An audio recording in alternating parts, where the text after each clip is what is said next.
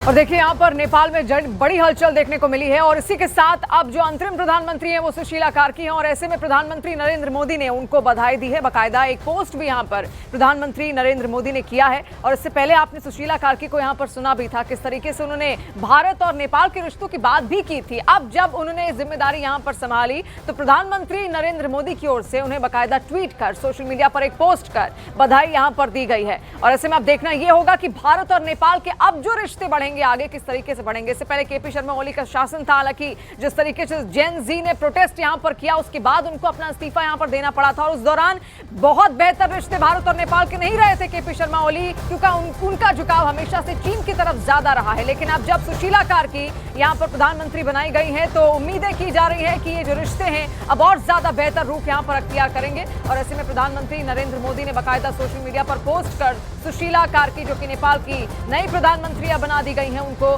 बधाई भी यहां पर दी है। देखिए कल ही उन्होंने यहां पर शपथ ली है और उसके बाद वो नेपाल की पहली प्रधानमंत्री भी हैं, पहली महिला प्रधानमंत्री आपको बता दें, क्योंकि अब तक किसी महिला ने ये पदभार संभाला नहीं है और एक बड़ी जिम्मेदारी ऐसे में उनके कंधों पर है। इसके अलावा पहली महिला चीफ जस्टिस भी नेपाल की वो हैं, तो कई सारी बड़ी जिम्मेदारियां लेते हुए और ये तस्वीर उस वक्त की जब सुशीला कार्की यहां पर प्रधानमंत्री पद की शपथ उन्होंने ली।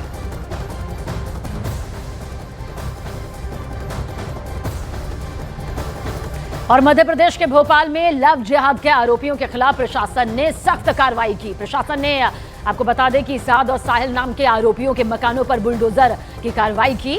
वहीं मुख्य आरोपी फरहान के घर पर सुबह 11 बजे के बाद कार्रवाई नजर आएगी। तो मध्य प्रदेश का भोपाल जहां पर लव जिहाद के खिलाफ कुछ इस तरह का बुलडोजर एक्शन देखने को मिला है। ये प्रशासन का बुलडोजर एक्शन देखने को मिला है जहां पर कुछ नाम सामने आए और जब कार्रवाई की गई तो ये निर्माण भी अवैध तौर से नजर आया।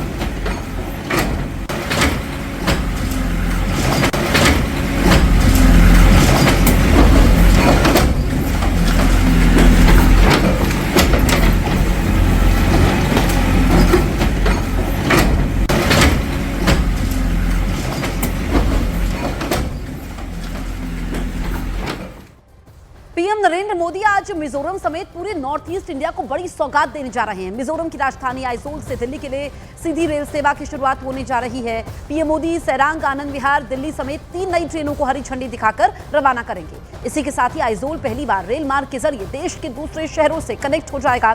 बैराबी सैरांग नई रेल लाइन के उद्घाटन के साथ ही पीएम मोदी कई सड़क परियोजनाओं की भी आधारशिला रखेंगे।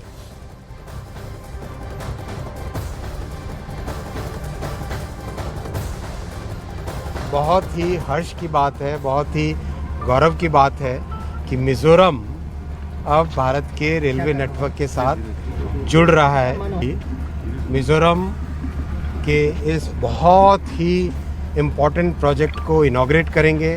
बैराबी से सारंग के इस रेलवे लाइन को इनॉग्रेट करेंगे। जैसे कश्मीर में चिनाब का ब्रिज आईफिल टावर से ऊंचा है, वैसे यहाँ पर मिज़ोरम में कुतुब मीनार से भी ऊंचा ब्रिज बना है। बहुत सिग्निफिकेंट चेंज आएगा मिज़ोरम की जीवन में। जंगलों, खूबसूरत वादियों और इस तरीके से टनल के बीच में जो ट्रेन है वो गुजर रही है, क्योंकि एक ऐतिहासिक दिन प्रधानमंत्री उद्घाटन करने के लिए जा रहे हैं और जब आइजोल तक सीधी दिल्ली से कनेक्टिविटी हो रही है। रेलवे के प्रवक्ता दिलीप जी हमारे साथ में हैं। कितनी बड़ी उपलब्धि मानते हैं, और क्योंकि बीच में घना जंगल है, बहुत सारे टनल बनाए गए हैं, बहुत सारे पुल भी बनाए गए हैं बीच में। मिज़ोरम की राजधानी आइजोल को जोड़ने के लिए यह प्रोजेक्ट काफ़ी महत्वपूर्ण है। अब आइजोल जो है वो देश के रेलवे मानचित्र पर आ गया है और बैराबी सारंग का ये जो पूरा सेक्शन है वह काफ़ी महत्वपूर्ण ज्योग्राफिकल टेरेन जो कि काफ़ी चैलेंजिंग भी रहा है उससे होकर के गुजरता है। लेकिन जब यह बनकर के तैयार हो गया तो हम सबके लिए बहुत खुशी की बात है, फ़ायदा मिला और वो देश के मुख्य नेटवर्क से जुड़ सके। ये देखिए यहाँ पर जंगलों के बीच और खूबसूरत वादियों के बीच में किस तरीके से ट्रेन की आवाज़, और क्योंकि दूसरी तरफ भी टनल है और इस बीच में गैप है, प्लेन इलाका है, और क्योंकि बहुत ही मुश्किल वाला ये रूट है, इस दौरान रूट को तैयार करने में, ट्रैक को तैयार करने में काफ़ी मुश्किलें आई, लंबा वक्त भी लगा। ट्रेन इस पटरी पर खड़ी है और प्रधानमंत्री के हरी झंडी दिखाते ही लोगों के लिए ये सेवा शुरू हो जाएगी और एक बड़ी उपलब्धि मानी जा रही है देश के लिए, क्योंकि जो नॉर्थ ईस्ट के कई राज्य हैं अभी भी दिल्ली से यानी कि देश के दूसरे हिस्सों से वहाँ की कनेक्टिविटी सीधी नहीं है। तो ऐसे में मिजोरम की राजधानी आइजोल तक ट्रेन आना एक बड़ी उपलब्धि मानी जा रही है। और वहीं मिजोरम के राज्यपाल जनरल वीके सिंह ने न्यूज 18 इंडिया से एक्सक्लूसिव बातचीत में बताया कि पीएम मोदी की सरकार में पिछले 11 साल में जितना काम इंफ्रास्ट्रक्चर और कनेक्टिविटी पर हुआ है उतना पहले कभी नहीं हुआ।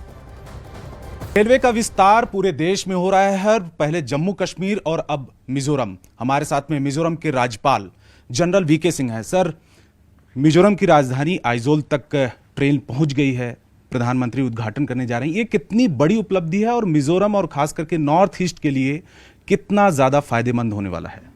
एक बहुत बड़ी उपलब्धि है और मैं कहूँगा कि इन 11 वर्षों में इंफ्रास्ट्रक्चर के ऊपर, कनेक्टिविटी के ऊपर जितना काम हुआ है इतना उससे पहले कभी नहीं हुआ। कुछ लोगों को शायद मेरी बात बुरी लगे, लेकिन ये एक सच्चाई है। कॉस्ट कम होंगे, यहाँ पर लोग जो आना चाहते हैं उनको आने में आसानी होगी। इन सब चीज़ों को लेकर और यहाँ के आर्थिक विस्तार के लिए रेल का आना ज़रूरी था। जी, इतने साल हो गए आज़ादी के और इतना साल लग गया यहाँ पर रेल कनेक्टिविटी को लेकर, आप इसके पीछे क्या रीज़न मानते हैं आप? इसके पीछे मैं प्रधानमंत्री जी की इच्छा शक्ति को मानता हूँ। अब तक क्यों नहीं हुआ था?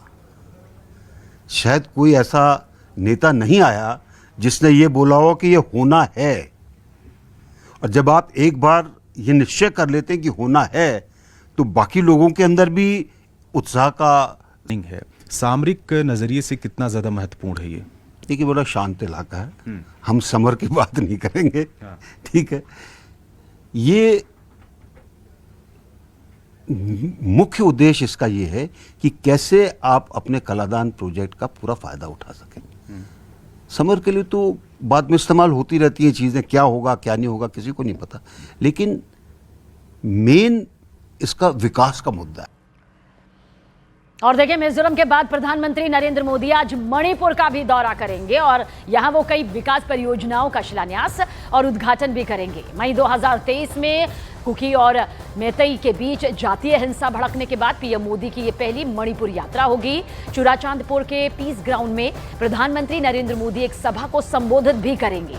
इस दौरान करीब 7,300 करोड़ रुपए से ज्यादा की कई विकास परियोजनाओं की आधारशिला पीएम मोदी रखते हुए नजर आएंगे और इन परियोजनाओं में 3600 करोड़ रुपए से ज्यादा की मणिपुर शहरी सड़कें, जल निकासी सुधार परियोजना भी शामिल है। इसके बाद पीएम मोदी इम्फाल में 1200 करोड़ रुपए से ज्यादा की कई विकास परियोजनाओं का भी उद्घाटन करेंगे।